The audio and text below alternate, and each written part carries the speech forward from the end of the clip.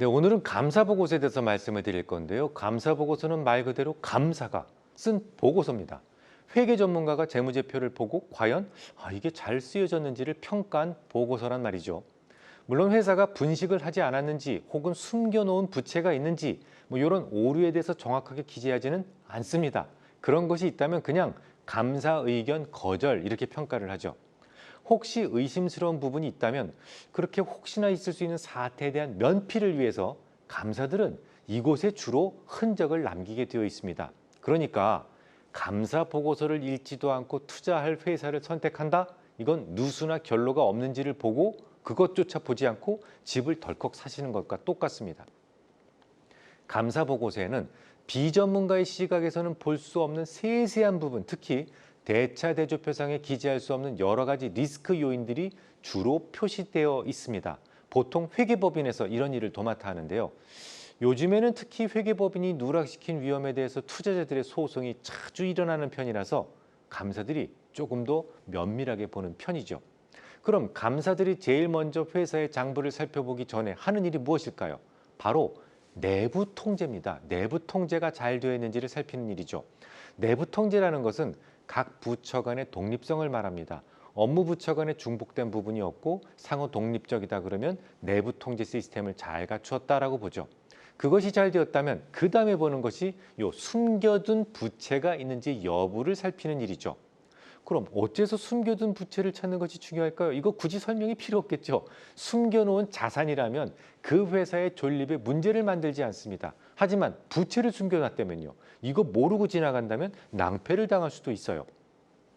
지난 2011년 3월 말경에 LIG 건설이 부도가 났었죠. 그 부도가 나기 직전에 증자를 했었거든요. 근데 증자를 했는데 재무제표상에 문제가 없었어요. 왜 그러냐면 당시 증자에 참여했던 투자자들은 재무제표상에 이상이 없었기 때문에 증자에 참여를 했을 겁니다. 근데 앞서 여러분들이 공부하셨듯이 이 PF와 관련된 부채라든지 이런 것들은 부회부채예요. 재무제표상에 기록되지 않습니다. 하지만 제대로 된 감사가 장부를 보았다면 그런 부분에 대한 흔적을 살짝 남기게 되어 있습니다. 자, 마지막으로 중요하게 생각하는 것이 모든 장부가 공정하고 신뢰감 있게 작성되었는지를 살피는 일입니다. HTS상에서 볼 수 있는 모든 재무제표는 기업들 스스로 직접 작성을 하죠. 그러니까 어지간한 약점은요, 잘 안 보이게 이렇게 메이크업을 합니다. 네, 잘 이렇게 마사지를 합니다. 그런데 유일하게 감사 보고서는 뭐예요? 외부에서 쓴 겁니다. 외부의 감사인이 쓴다는 점에서 다른 재무제표와는 분명하게 구분을 하셔야 돼요. 외부인이, 그것도 회계 전문가가 그 회사를 보는 시각을 써놓은 보고서가 바로 감사 보고서라면 조금은 더 공정한 잣대가 적용된 보고서일 가능성이 높겠죠. 자, 그러면 일반적인 감사 보고서의 의견들을 한번 살펴보겠습니다. 첫 번째는 적정 의견입니다. 적정 의견이 나왔다는 것은 감사인이 판단할 때 이 재무제표상에 중대한 오류나 누락이 없다는 것을 말해요.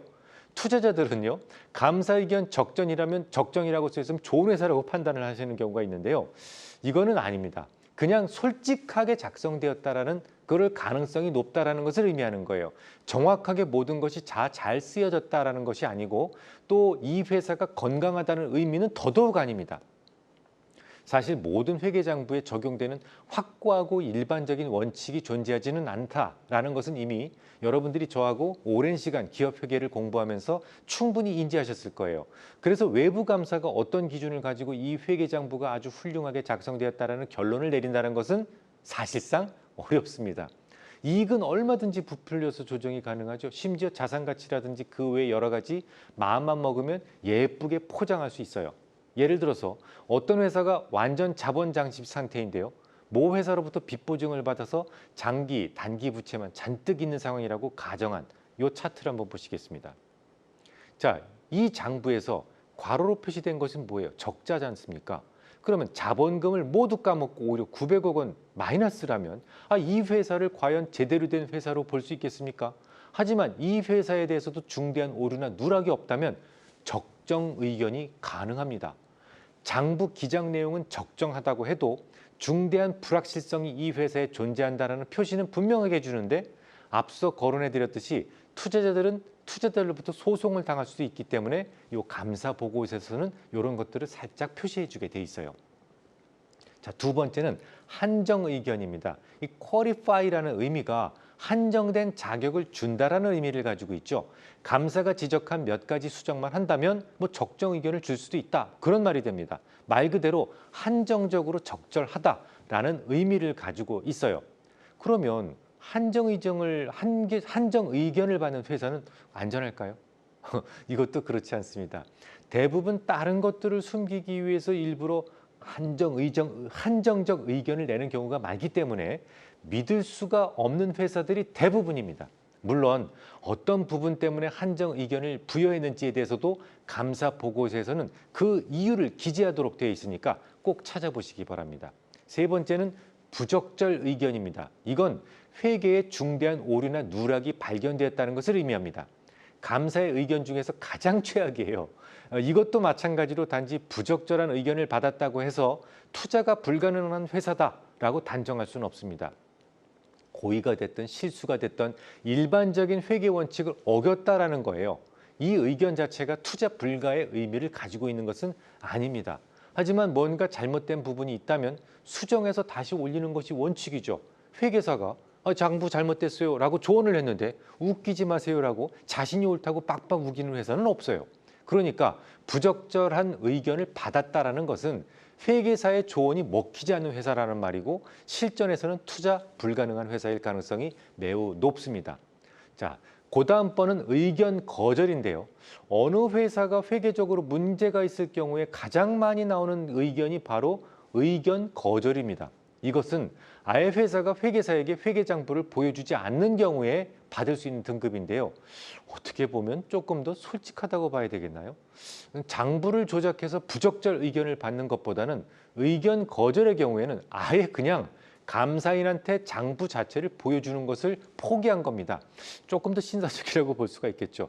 하지만 회계장부는 보여주기 싫다고 해서 보여주지 않아도 되느냐? 그거는 아닙니다. 당연히 의견 거절 역시 상장 폐지 조건에 해당됩니다. 마지막으로 계속 기업 불확실성이라는 그런 의견이 있는데요. 요거는 과거에는 없던 의견입니다. 적정 의견을 받았다고 하더라도 뭐 부채 비율이 높다거나 혹은 과도한 영업 손실이 있다거나 해서 이 기업의 지속 가능성이 좀 우려되는 경우에 내릴 수 있는 의견이죠. 지금까지는 아무리 재무적 리스크가 커도 제대로만 작성했다면 적정 의견을 주었던 것과는 조금 차별하기 위한 조치라고 볼 수가 있겠습니다. 다음 시간에 계속하겠습니다.